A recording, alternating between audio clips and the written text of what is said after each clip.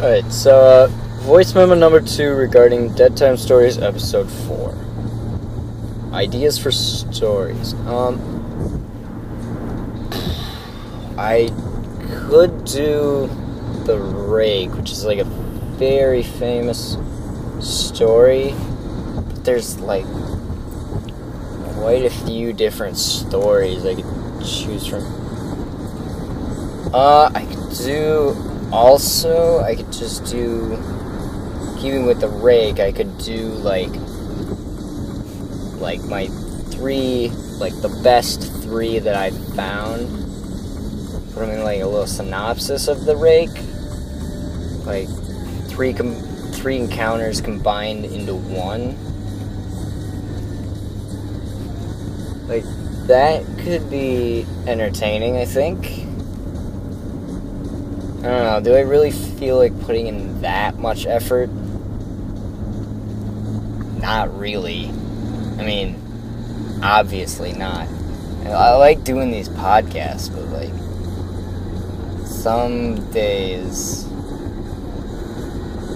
like, I just have to sit down and do it, otherwise it's just not gonna get done at all, and, like, oh my god.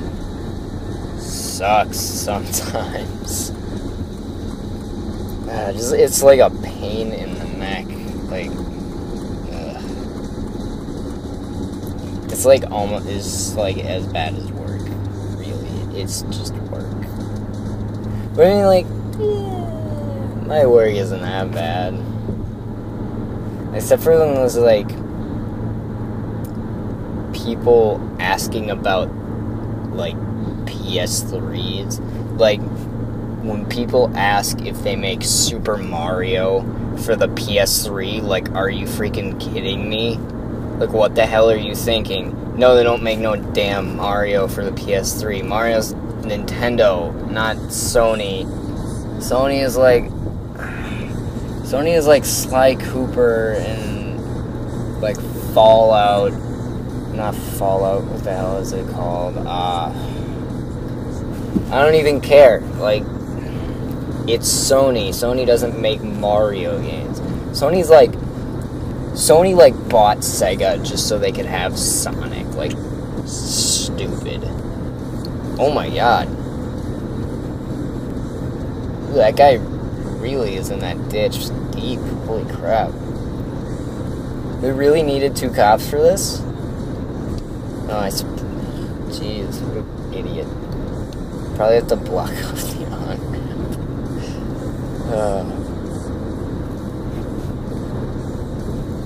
Oh, well. Okay. Wow. Kinda went off on a tangent there. So The Rake. Okay, well, I know it well enough to be able to, like, I don't have to do research is the worst. Like, okay, so I won't have to do research on it. I can just tell it off the back of my head. Like, okay. So they all come from, like, the Midwest United States. And, like,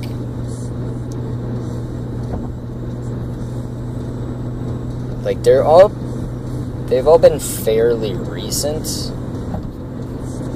I mean, well, recent meaning within, like, the last 75 years. I guess that's not super recent. I'm going back on my words here. Okay, well, it's all originated basically in the Midwest United States, like the upper Midwest. And, like, the first one that was ever really out there big came from, like, a dude in Iowa.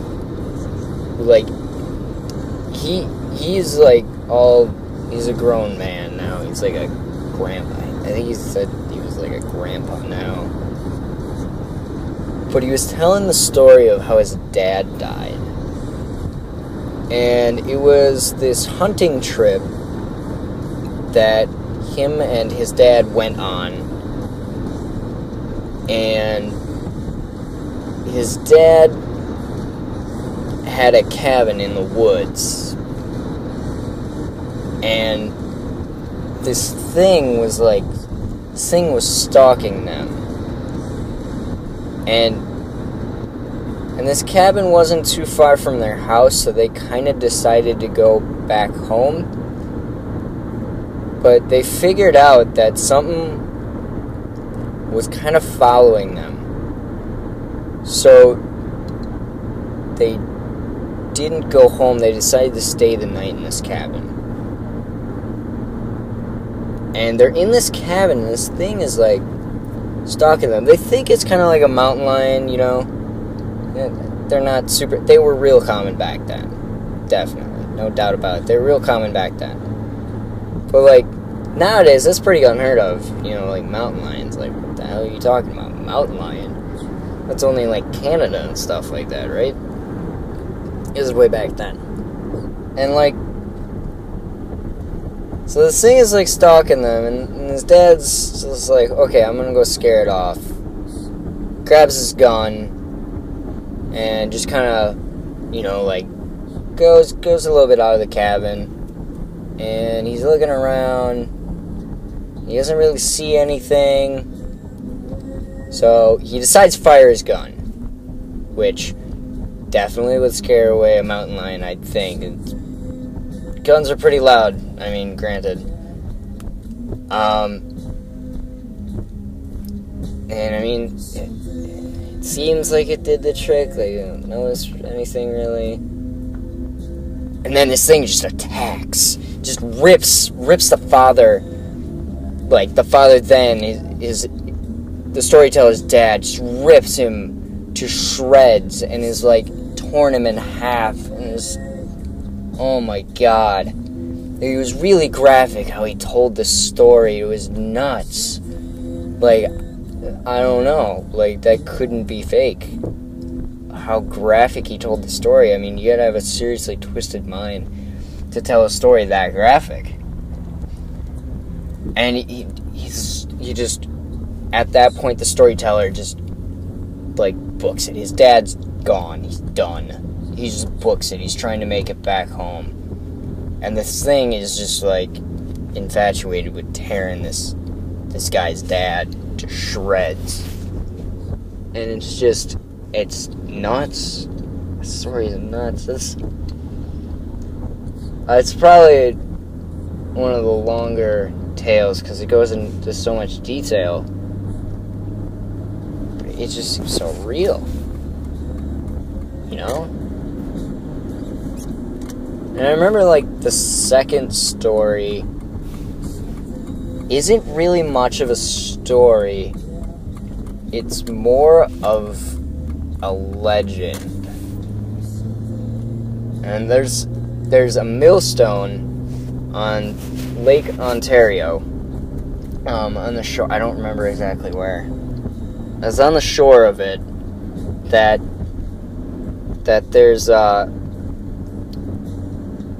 there's these inscribings on it of, like, there's death inscribings, like, people were buried there, but they have never found any bones in the surrounding area.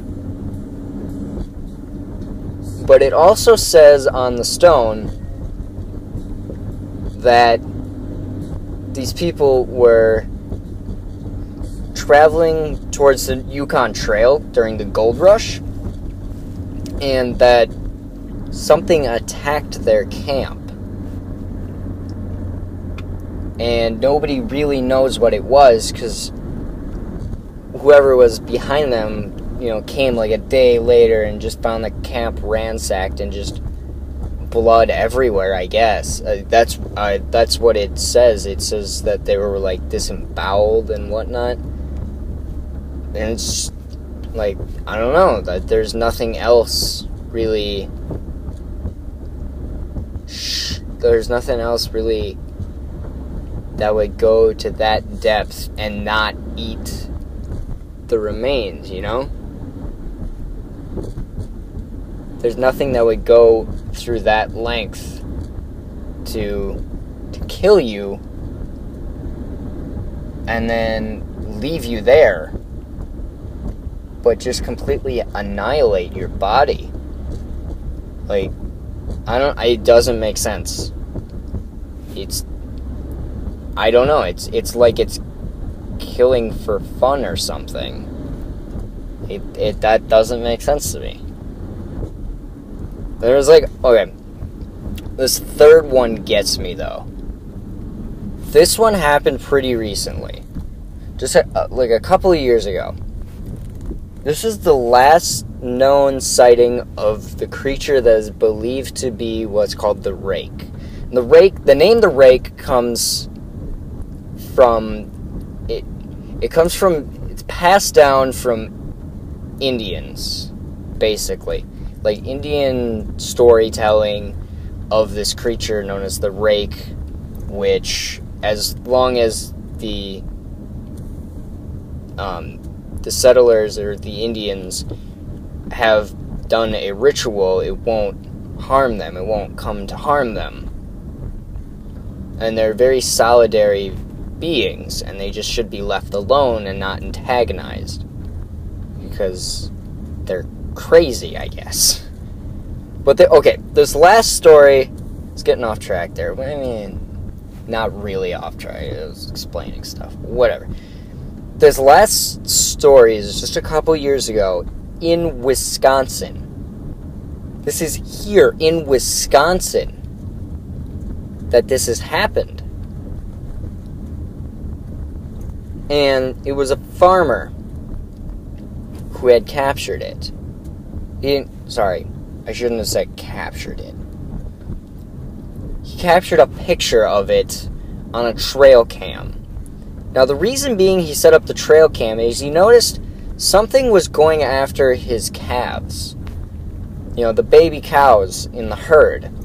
Something was going after these calves and just taking them, but leaving like a blood trail behind that eventually, went to where the body was, obviously.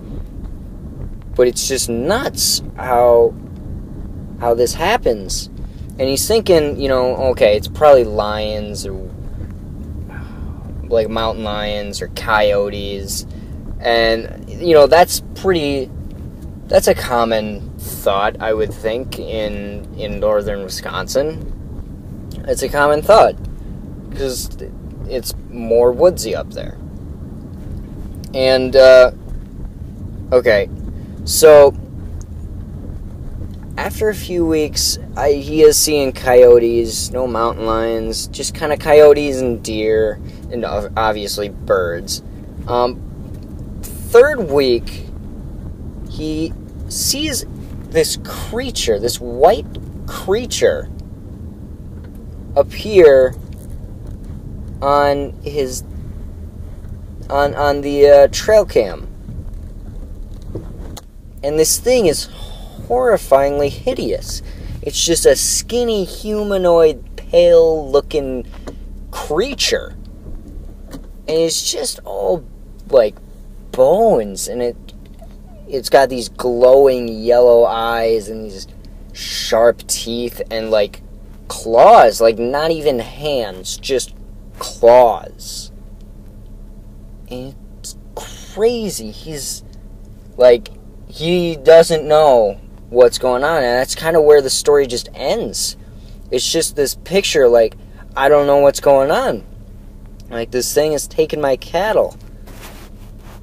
And just, I don't know, man. It's kind of weird. Uh-oh. My gas light is on. Shoot. I have to fill up with gas. I'm trying to find a place where it's 246 and not 249. Damn it. Okay, well, this concludes my recording of ideas of this podcast here. And, yeah, I think I feel better about doing the rake sort of thing. Oh, what the